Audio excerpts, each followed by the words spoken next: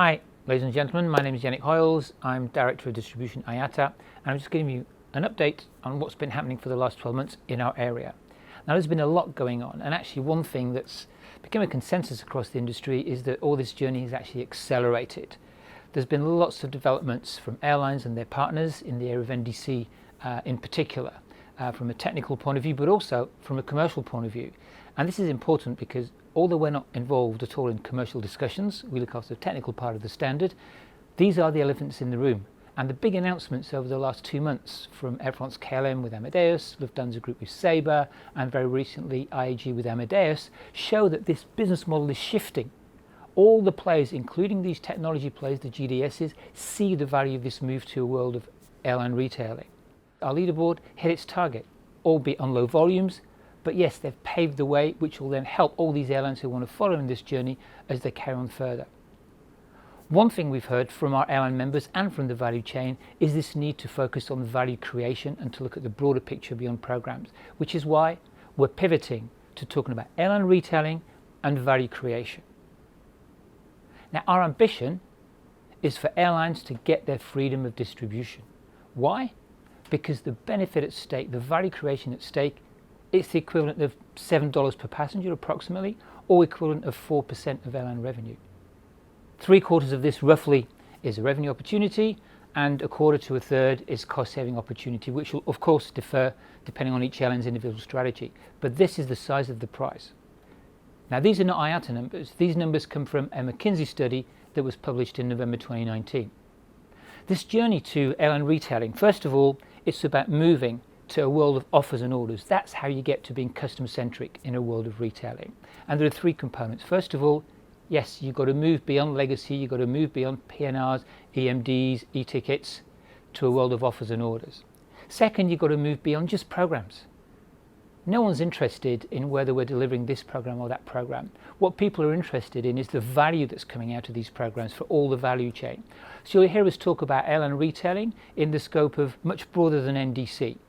All the components, all the ingredients to this value creation I mentioned earlier, it's NDC, it's one order, it's dynamic offer creation, it's simplified interlining, it's settlement with orders.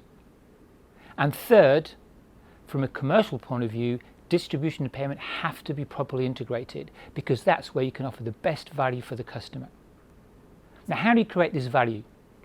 First of all, it's new offers. It could be just selling more ancillaries through the indirect channel, but it could also be specific bundles, just generic bundles or bundles targeted to corporates. A second area is what we call enhanced revenue management, and that creates value. As an example, continuous pricing.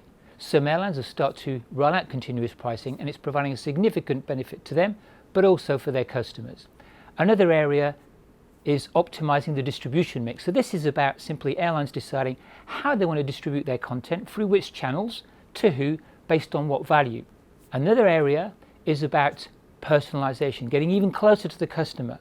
When you've got this agility of offers and orders, you can be even more customer-centric through personalization. And finally, again, payment, integrating payment and distribution, because payment can drive cost optimization, but also increase revenues, because the better your payment solution is, the better it corresponds to the customer needs, the greater the conversion will be.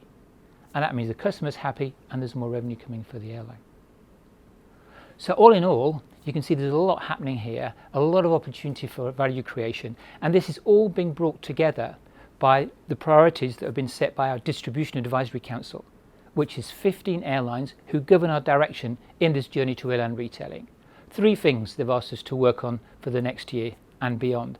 One is driving value creation and identifying and tracking value creation.